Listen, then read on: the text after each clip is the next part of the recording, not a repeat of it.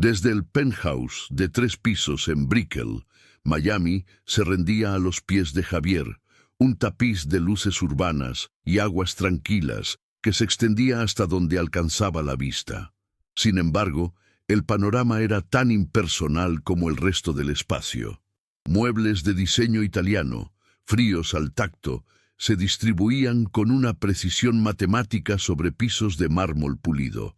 Las paredes de cristal, que deberían invitar al mundo a entrar, en realidad parecían una barrera más, reflejando un interior desprovisto de calidez. No había una sola fotografía familiar, ningún objeto que contara una historia personal, solo obras de arte contemporáneo que gritaban su precio en lugar de evocar emociones. El silencio era casi absoluto, una presencia densa que el distante murmullo del tráfico de la ciudad apenas lograba perturbar. Era el santuario de un hombre que lo había conquistado todo, pero que vivía en un opulento y profundo vacío existencial. Javier estaba sentado en un sofá de cuero blanco, la silueta de su traje de miles de dólares perfectamente recortada contra el horizonte nocturno de la ciudad. A sus 45 años, su apariencia era impecable, desde el cabello perfectamente peinado hasta el brillo discreto de su reloj de lujo. Sin embargo, su rostro contaba una historia diferente, una de cansancio crónico y una desconfianza que se había convertido en su segunda piel. Otra relación había terminado de la misma manera predecible, con acusaciones y la amarga sensación de haber sido visto, una vez más, como un cajero automático. Impulsado por un cinismo endurecido, había decidido llevar a cabo un cruel experimento social para confirmar su sombría visión del mundo, que todas las mujeres eran fundamentalmente interesadas. Eligió a 3, entregándoles a cada una tarjeta de crédito sin límites con una simple instrucción: compra lo que tu corazón desee. Los primeros 2 extractos no le causaron ninguna sorpresa. Valeria, la abogada ambiciosa, había gastado una fortuna en joyas de una boutique exclusiva y un viaje improvisado a París. Camila, la ejecutiva de marketing, había optado por renovar su guardarropa con las marcas más caras de Bal Harbour y adquirir el último bolso de edición limitada que gritaba estatus. Javier repasó las cifras con una sonrisa amarga, casi de satisfacción. Cada transacción confirmaba su hipótesis, reforzando los muros que había construido alrededor de su corazón. Eran predecibles, transparentes en su superficialidad. Dejó para el final el extracto de Elena, su empleada doméstica, a quien había incluido como un grupo de control, una variable de otra clase social. Esperaba ver gastos modestos, quizás algo para su familia, un televisor nuevo, o tal vez, en un arrebato, ropa de una tienda departamental. Pero cuando sus ojos se posaron en el último estado de cuenta, el aire pareció escapársele de los pulmones. No había una lista de pequeñas compras. Solo había una única y monumental transacción, una cifra que hizo que releyera el papel 2 veces, creyendo que era un error. $280,000. El destinatario no era una tienda de lujo ni una agencia de viajes, sino la tesorería de un hospital de referencia en cardiología pediátrica. Javier se quedó inmóvil, el extracto temblando ligeramente en su mano. El shock fue instantáneo y profundo. Esperaba codicia, ingenuidad o quizás un pequeño desliz. Pero este acto de altruismo masivo y desesperado, era algo para lo que su cinismo no lo había preparado. La acción de Elena no solo desafiaba su experimento, demolía por completo la visión del mundo que él había construido para protegerse.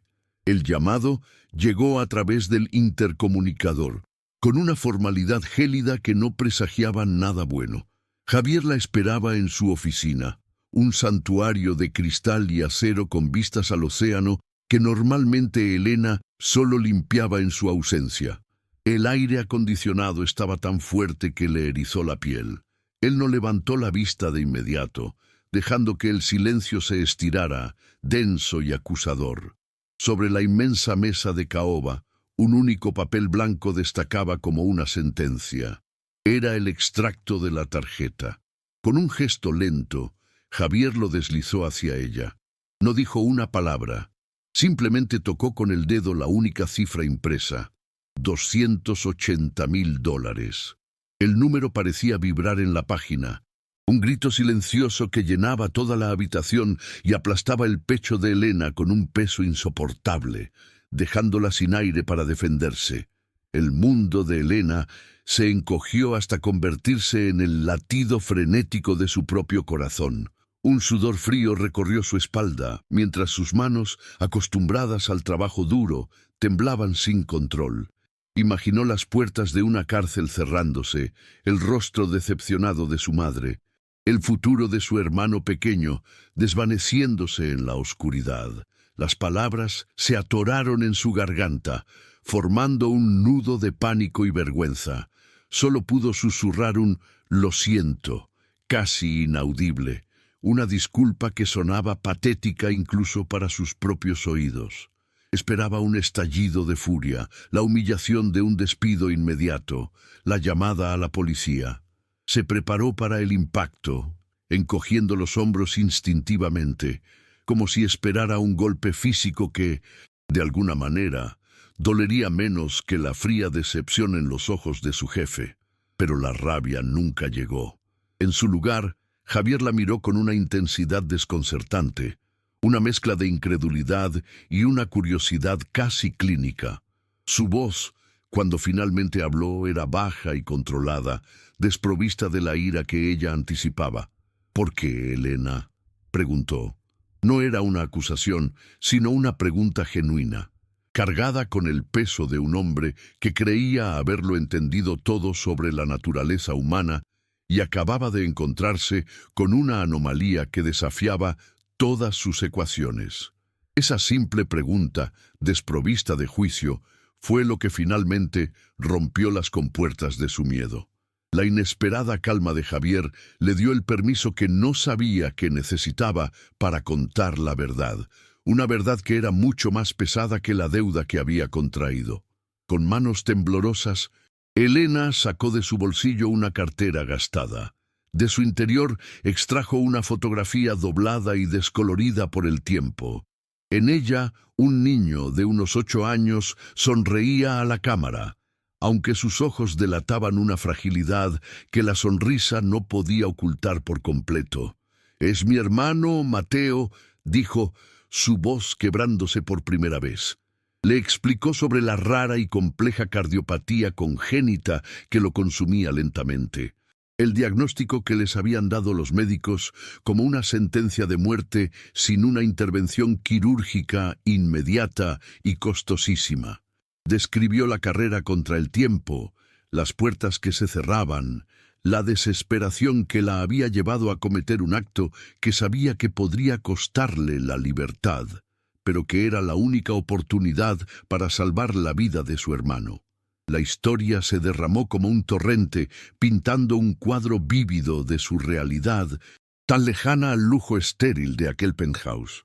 Habló de las noches en vela junto a la cama de Mateo, escuchando el silbido de su respiración dificultosa, del trabajo doble de su madre limpiando oficinas de madrugada, de la pila de facturas médicas que se acumulaban en la pequeña mesa de la cocina, un monumento de papel a su impotencia. Describió la vergüenza de pedir ayuda y no recibirla, la sensación de ser invisible para un sistema que no tenía tiempo para los que no podían pagar. Era un mundo de preocupaciones concretas y miedos tangibles. Es en momentos como este que uno se da cuenta de lo frágil que es todo. Si historias como la de Elena te conmueven, tu suscripción nos ayuda a seguir dándoles voz. Javier escuchaba en silencio, inmóvil. La historia de Elena, contada con una honestidad brutal, era como una piedra arrojada a las aguas estancadas de su vida. Miraba la foto del niño sonriente y luego a la joven mujer frente a él, cuya desesperación era tan pura y cuyo amor era tan feroz que eclipsaba cualquier codicia que él hubiera podido imaginar.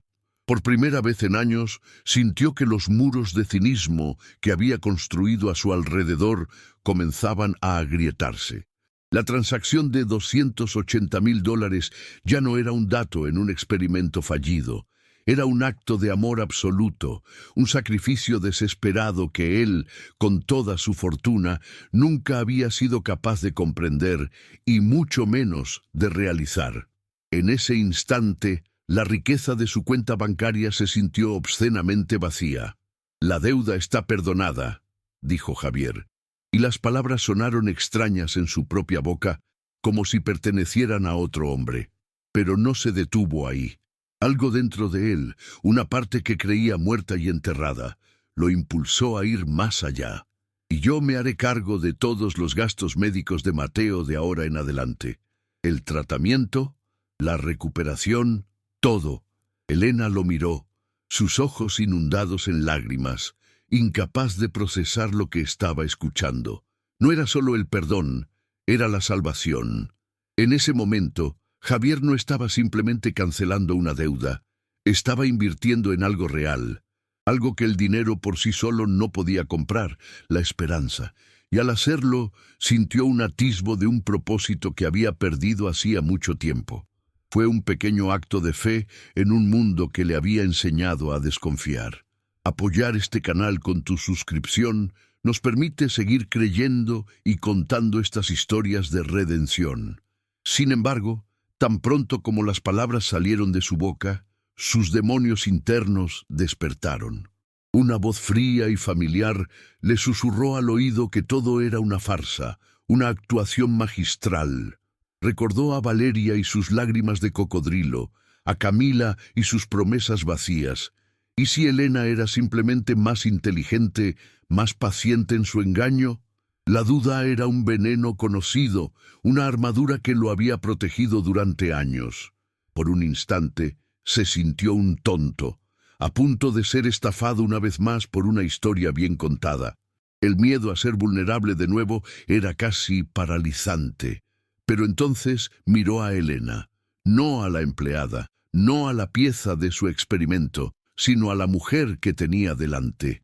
Vio sus manos agrietadas por los productos de limpieza, su ropa sencilla y gastada, el terror genuino que aún no había abandonado sus ojos a pesar de su promesa.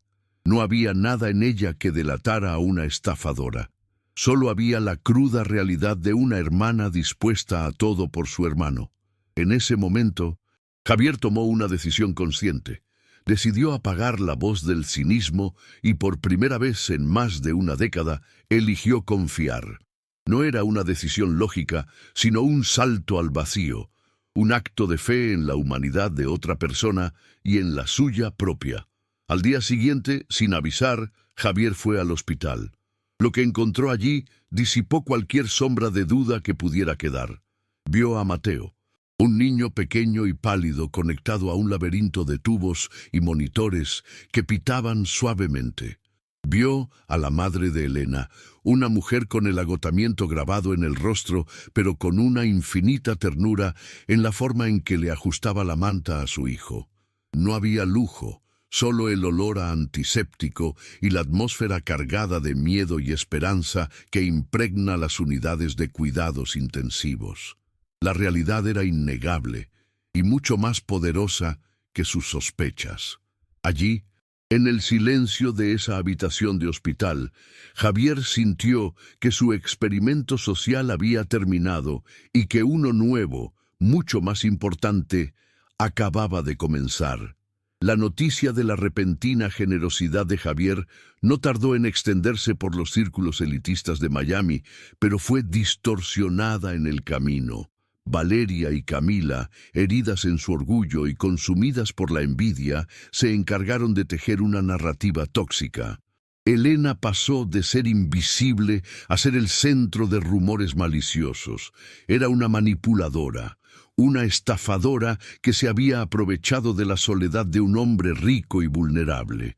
Los amigos y socios de Javier lo llamaban con una falsa preocupación en la voz, para advertirle sobre el escándalo, sobre cómo su capricho con la empleada podría dañar su reputación y sus negocios. La presión social era inmensa. Un coro de voces cínicas que intentaban arrastrarlo de vuelta a su jaula dorada. Sin embargo, en lugar de alejarlo, la hostilidad externa tuvo el efecto contrario. Cada rumor, cada comentario condescendiente reforzaba su convicción de proteger a Elena y a su familia. Comenzó a pasar más tiempo con ellos, no en su penthouse, sino en el mundo real, en las salas de espera del hospital, ayudando con las compras, escuchando historias de su vida. Vio en Elena una fortaleza y una dignidad que lo avergonzaban. Ella manejaba la crisis de su hermano con una calma y una eficiencia que él admiraba en sus propios ejecutivos. Poco a poco, entre el zumbido de los equipos médicos y las conversaciones tranquilas, se fue forjando un vínculo genuino, uno que no se basaba en el estatus o el dinero, sino en un respeto mutuo y una humanidad compartida. El evento benéfico anual de su empresa era el escenario perfecto, un mar de trajes de diseñador y joyas deslumbrantes que llenaban uno de los salones más opulentos de Miami. Valeria y Camila estaban allí, en una mesa principal, sonriendo con la confianza de quienes creen que el mundo les pertenece. Intercambiaban miradas cómplices, seguras de que la noche culminaría con el anuncio de alguna asociación lucrativa que las involucraría.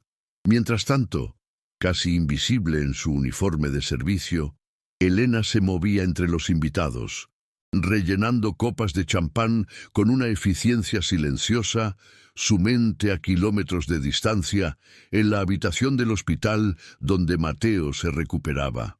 No tenía idea de que su jefe, Javier, quien subía al podio en ese preciso instante, con una calma que desmentía la tormenta que estaba a punto de desatar, la había colocado en el centro de su universo. Javier comenzó su discurso con la jerga que todos esperaban. Habló de inversiones, de crecimiento exponencial y del valor de los activos. La audiencia asentía, absorta en el lenguaje del poder y el dinero. Pero entonces su tono cambió, volviéndose más personal, más grave. En la pantalla gigante detrás de él apareció un gráfico, pero no eran acciones ni proyecciones de mercado, eran 2 extractos de tarjeta de crédito, con los nombres ocultos, detallando una serie de compras extravagantes en boutiques de lujo y agencias de viajes. Un murmullo recorrió la sala.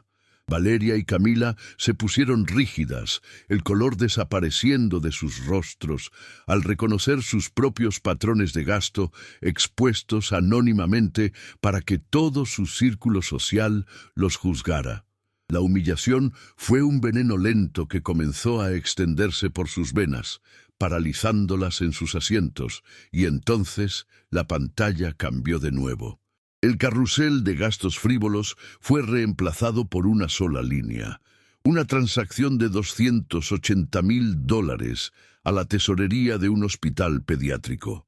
Al lado apareció una fotografía de Mateo, no el niño frágil de la cartera de Elena, sino uno radiante, sentado en su cama de hospital y sonriendo, una cicatriz apenas visible en su pecho como un trofeo de una batalla ganada. Dijo Javier, su voz resonando con una emoción genuina que nadie le había escuchado jamás, es el mejor retorno de inversión de mi vida. Hizo una pausa, dejando que la imagen y sus palabras calaran hondo. Luego, su mirada barrió la multitud, pasando por encima de las caras de asombro, hasta que encontró a Elena junto a una estación de servicio. Elena, dijo con una claridad que silenció hasta el último susurro. ¿Podrías subir al escenario, por favor? Cada paso que Elena dio hacia el escenario fue una eternidad. El mar de rostros adinerados se abrió para ella, sus expresiones una mezcla de confusión, curiosidad y desdén. Temblaba, no de miedo, sino de una abrumadora incredulidad. Cuando llegó al lado de Javier, él le dio una sonrisa tranquilizadora antes de volverse hacia la audiencia. Anunció la creación de la Fundación Nuevo Corazón, OH, una organización dedicada a financiar cirugías que salvan vidas para niños de familias sin recursos. Luego, se giró para mirarla a ella, sus ojos comunicando un universo de gratitud y arrepentimiento. Durante años, mi dinero compró silencio, lujo y soledad, declaró, su voz quebrándose ligeramente. Hoy, gracias a Elena, compró una vida y me devolvió la mía. El impacto de su confesión fue un trueno que sacudió los cimientos de aquel falso mundo. La sala permaneció en un silencio atónito, un vacío que Javier llenó con el acto final de su transformación. Ignorando por completo a la audiencia, se dirigió solo a Elena, su voz ahora un susurro íntimo amplificado por el micrófono. Me enseñaste que la mayor inversión que existe es en el ser humano. Por favor, ayúdame a seguir haciendo esto. Ante la élite de Miami, le ofreció el cargo de directora ejecutiva de la fundación. No era un acto de caridad, sino el reconocimiento de que ella poseía una riqueza que él apenas comenzaba a comprender. Las lágrimas finalmente corrieron por las mejillas de Elena, lágrimas no de tristeza ni de miedo, sino de una validación tan profunda que sanaba todas las heridas del pasado. El aplauso que estalló fue ensordecedor, una ovación genuina a un acto de redención que había ocurrido ante sus propios ojos. Es increíble cómo un gesto puede cambiarlo todo. Si crees en las segundas oportunidades, suscríbete y ayúdanos a seguir contando historias que nos devuelven la fe. Lejos de ser un escándalo pasajero, la noche de la gala marcó el inicio de una nueva era. Valeria y Camila desaparecieron del radar social, su caída tan rápida como su ascenso, víctimas de la misma superficialidad que habían cultivado. Elena, por su parte, asumió la dirección de la Fundación Nuevo Corazón, no con la arrogancia de un poder recién adquirido, sino con la misma humildad y dedicación que la caracterizaban cuando limpiaba los pisos de mármol. Su oficina no estaba en un rascacielos corporativo, sino en un modesto espacio junto al hospital, siempre abierto a familias que llegaban con el corazón roto por el miedo. Javier la observaba a menudo, no como un jefe supervisando a una empleada, sino como un aprendiz estudiando a su maestra.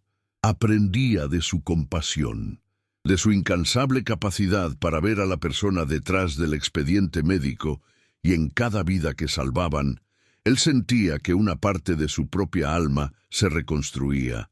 El penthouse de Brickell, antes un mausoleo de soledad, se transformó. Las frías esculturas fueron reemplazadas por dibujos infantiles que los pacientes de la fundación le regalaban a Elena. Sobre la mesa de caoba, donde una vez reposó un acusador estado de cuenta, ahora se esparcían planos para una nueva ala pediátrica y fotografías de niños sonrientes que habían recibido una segunda oportunidad. Javier ya no llegaba a un hogar vacío, sino a un lugar lleno de propósito. A menudo, Elena y su madre preparaban la cena allí, llenando el aire con aromas caseros y conversaciones animadas. Mateo, ahora un adolescente lleno de energía y con un futuro brillante por delante, pasaba las tardes haciendo sus tareas en la inmensa sala. Su risa era la música que finalmente había ahogado el opresivo silencio. Javier había descubierto que la verdadera opulencia no estaba en tenerlo todo, sino en tener algo que valiera la pena compartir. La relación entre Javier y Elena floreció en el terreno fértil del respeto mutuo y el propósito compartido.